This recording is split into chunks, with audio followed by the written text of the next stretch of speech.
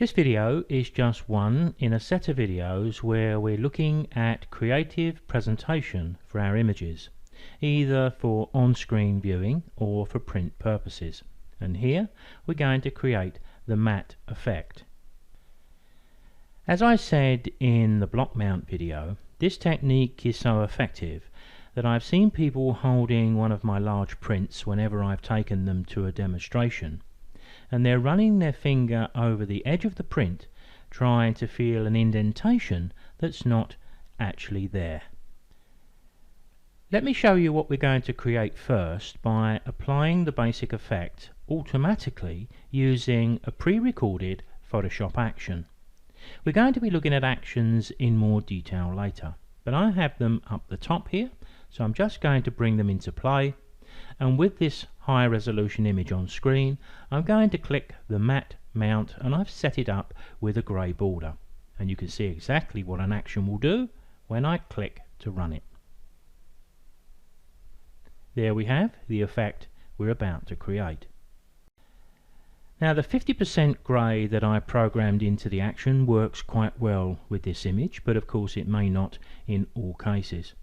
But if I go back to my layers, you'll notice that the image that I had on screen a few moments ago is now in three parts, very much like the block mount effect.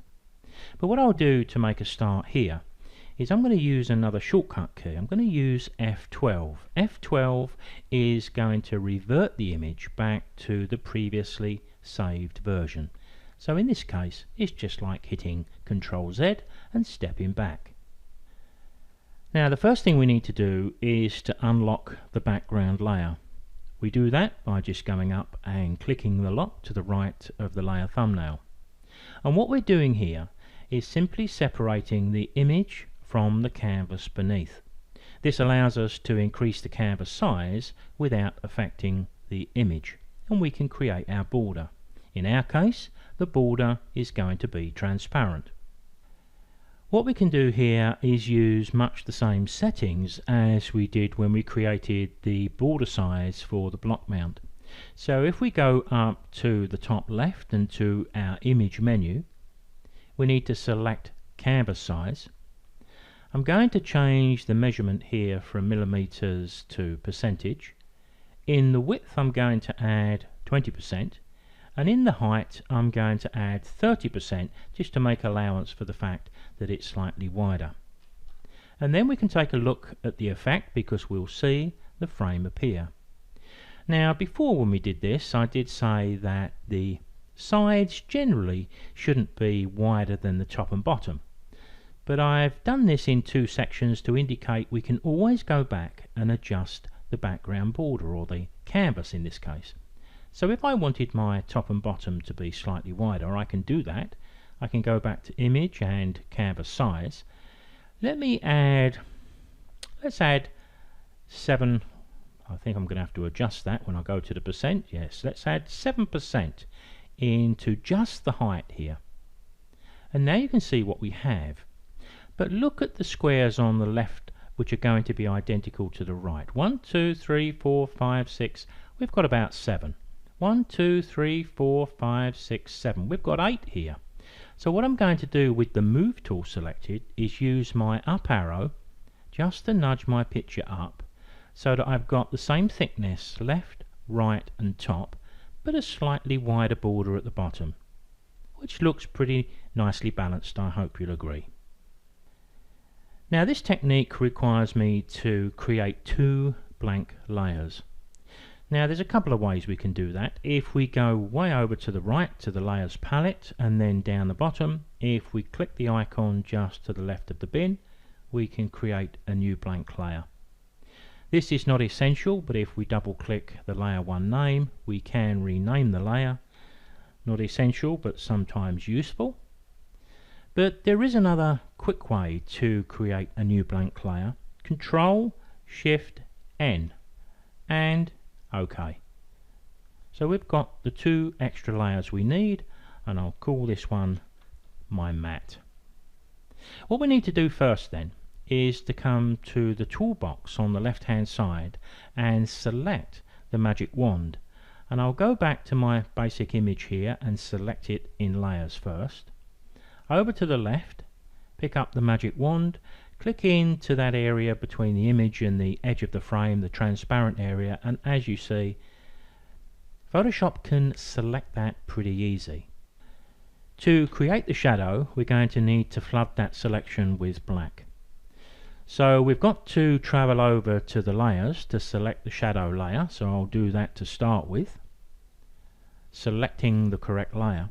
But now I look back over at my toolbox on the left hand side and I see the two colours that I appear to have in the foreground and background are both white. So here's another keyboard shortcut that you may find useful. Anytime you want to reset your foreground and background colours back to black and white, just touch the D key. Now I've got black as my foreground, I can flood the selection I've got selected on that shadow layer with Alt Backspace. Photoshop leaves the selection in place, which is a good thing, because we can immediately go to the top layer, the one I've named Matte, and now we can apply the colour. Now we can select anything to start, so let me just come over to the colour picker and I will pick a neutral grey. We can always change this in a moment. And I can use the same keyboard shortcuts of Alt Backspace, then Ctrl D to remove the selection. Now we need to select that shadow layer, because what I want to do here is exactly the same as we did with the block mount effect. We're going to blur this layer. That gives the effect that it spills out from underneath the matte border on top and creates the drop shadow effect. So let's go up to our filter menu. I'm going to select filters, blur and Gaussian blur, and it's remembered more or less the last setting I had. I wanted something around 50, we're just a little above that, but the setting we use here is not absolutely crucial. Click OK. There we have the basic matte effect, and it works quite well. Now sometimes when I apply these techniques I feel the need to reduce the impact of the shadow to make it more delicate. Sometimes I feel I need to give it more impact. That's going to depend on the image we're presenting. That's why actions are good, but there's no better way I think than creating a frame for each image in a unique way. Take this image for example. If I wanted to increase the impact of the shadow effect, one of the ways I can do that is simply copy the shadow layer. Now we can drag it down over the copy icon to the bottom of the layers, just to the left of the bin, but Ctrl J is a much quicker way of doing this. Look at the top right corner of the image as I hit Ctrl J. There you can see the shadow effect is doubled up. Now these techniques are infinitely variable because we've got the choice of how much blur we put into the shadow to start with, and even now if I've doubled up the layers and I feel that now I've made the shadow too strong, well I can always select one of these layers, go to the opacity and drop it down. So you could say I've got the effect of the shadow layer and half of the effect here, more or less, of the shadow copy. But I've got infinite control, as you can see. I'll leave them both on just for the moment. But of course we can take this a little further. We could start to think about textures on the matte itself, and even maybe a thin line around the edge, and of course maybe a different colour for the border. So let's select the matte and move on from there. Let me pick a colour from the image. I'm quite fond of doing this because I think it gives us a nice harmony with the image we're presenting. Sometimes we have to do a little bit of ducking and diving, but it's quite nice to try this even if you don't in the end use it. So over to the left hand side to the toolbox, we need our eyedropper tool.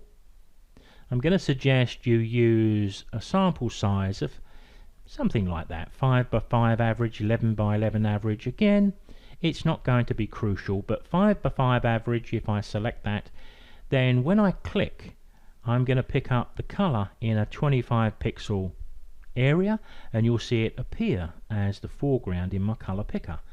And we've just seen the orange appear. I don't think that's appropriate for this image, but maybe If we click around here and find another colour, there I've got quite a dark brown. But of course if I flooded this layer, the top layer, the one I've labelled matte, it's going to flood the entire layer and we're going to lose the entire effect and the image as well. I'll just demonstrate. Alt Backspace, and obviously Ctrl Z will undo that. So what we need to do with the matte layer is just preserve the transparent nature of it. Remember, we're only working on this layer. So if we click this little box and apply it, we're going to preserve the transparent center. So now when I hit Alt Backspace, the color I've selected will only be restricted to the pixels currently there. At any time, if you wanted to blur that area, you would need to remove the lock, but we're not likely to want to do that with the matte at the top. Now the colour I've chosen there works pretty well, but that's a little bit of luck, because quite often when I do this I find it still comes up a little bit strong, either in colour or tone. It's nice to be able to change the tone and colour of the frame that we've applied while looking at the image. So what we can do is bring up our hue and saturation palette. There's a number of ways we can do this, but this enables us to easily control the colour and the density too. Now we can bring that on screen with Ctrl U, or we can go up to the top left of the screen, choose Image, Adjustments and Hue and Saturation. So here I've got the opportunity of dropping the saturation right down, pushing it up if it was necessary, but I think actual fact the colour is quite good. So the only area I'd like to look at is maybe the lightness and darkness, so let's maybe move this out of the way so we can see the picture more. I'll just move it to the right. Does that improve things? Well, there's going to be a lot of personal choice here, but I quite like a more darker effect. If I go the other way, do I like that? Well, yes I do. So I'm going to settle on something just slightly darker, because the next thing we can think of is maybe just picking out the inside edge there with a very fine line. Now we can do that making sure we've got the matte selected with the effects down at the bottom left of the layers. So let's pick up the effects panel and bring it up on screen. I'm going to choose the blending options. We need to go to the stroke here. I'm going to tick it to apply it, and I'm going to highlight this area here so I get to the parameters to make my changes. First thing I'm going to do is change the color, because we can't see very much around the edge here because we've got a dark color against the dark image and frame. So I'll click that and just pick a sort of slightly off white and OK, and there we can see a very delicate line appear. If the position was set to the inside, you'll notice if I push the size up a little bit that we actually get a line around the outer and inner edge, and I'm going to suggest that may be a little bit distracting. So I'm going to select the outside, then I'm going to put my cursor in there and use my up and down arrows to either decrease the thickness or increase it until I get something which I feel is very delicate and just helping me to present the image, but it certainly isn't competing with the image. And we can remember all of the time, of course, that when I click OK, these effects are infinitely changeable as long as we save our image as a Photoshop file. We can also add a little texture or noise to the border. I'm going to use shortcuts again here, Control and the Spacebar. You'll notice my zoom tool comes on screen in the plus mode. I'm just going to click a couple of times here, then use the spacebar to click and drag so you can see this area here a little bit easier. What I think I'll do first is to go up to the filters menu, choose noise and add noise. There you can see a nice little bit of noise appearing there. You can see the amount is about 10% of Gaussian monochrome noise. Here's another choice we have, of course, whether we want something like that or something really delicate or something a little bit in between. I think 10% is about right, but again it's not critical, and I'll click OK. But of course we do have other options if we wish. And just to quickly demonstrate one of those, because there are many that we can play around with, if we go back to our filters and down to the textures and texturizer, there you're going to find, generally you'll find 4 in here. Brick, which I'm going to suggest is probably not appropriate. Burlap is a really big texture, as you can see here. That generally works quite well with high resolution images, and we can even adjust the scaling. We can make it larger or smaller. Don't have it too small, because when you see the image at its normal size it can look like more of a mistake rather than a creative effect. So I'm going to push it up quite high. The relief, personally, I usually work with the relief quite low. We've also got a canvas setting, another one that's quite pleasant to the eye. But I think just for demo purposes I'll go back to burlap. I'll drop the relief down to 2, so we're looking at quite a delicate effect, and we'll just quickly apply that, and I'll hit Ctrl 0 to fit the image on screen. You can see what I mean when I reduce the image. Even though we're using that burlap at its maximum, we're beginning to lose the effect of it here. So let's just zoom in a little bit and we can reassure ourselves that it's actually there and working quite well, and we would see that nicely when it was printed. And to fit the image back on screen, if we hit Ctrl 0, Photoshop does it in a heartbeat. So if we save all 4 of these layers, let me turn that other shadow layer back on, then we can come back tomorrow and make changes. We can quite easily, using the lock here, reflood this with colour, and we can add any other texture we need quite quickly and easily. And of course we've got access to the stroke. Even now, just double click, up comes the stroke. I can select a different colour or just increase the thickness if that's what I felt it required. But of course, if we were really now ready to take this to the printers, then we would flatten that and save it as a JPEG. And there we have the image ready for printing or on-screen viewing. However, I'm going to hit Ctrl Z to undo that flatten, because what we could also do, if I turn this layer off or even drop this layer in the bin once I'd saved my layered copy, I could save all of this as a ready-made frame, because all we'd need to do is to retrieve another image of a similar size and we could reuse the frame. With the spinning round of the screen, you can see I have opened up another image, and we can now see 2 tabs at the top, one for the frame we've been working on and one for the new image. So if I just drag that out using the move tool from the top of the toolbox, I'm going to hold my shift key, click drag and drop. That should make sure the image drops 4 square into the picture, although I may have to nudge it upwards a little bit. I can close that now using the same move tool and my up arrow. I can just nudge this image nicely into place. Looks like the image is just a tiny bit, nope, I think I've got it about right.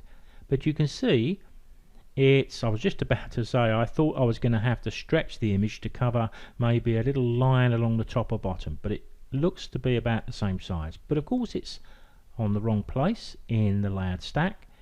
But if we drag it down to the bottom, there we've got a new image framed, and this frame color even works with this one too. As I always say, probably more than once, and becomes a little tedious, but it is important.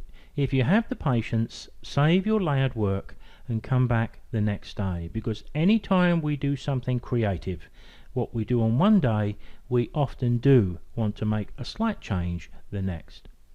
Now, I'm not sure at the time of recording if this is going to appear on YouTube, so I'll say that if you are viewing this on YouTube, think about subscribing to my channel and hitting the notification bell so you're informed when I put up new content. You will find a link to the remainder of these presentation videos in the Show More section below. I've also placed a link to the introduction video as well. I've said this before too, but if you're into digital audio-visual sequences, you're going to find these techniques are particularly relevant.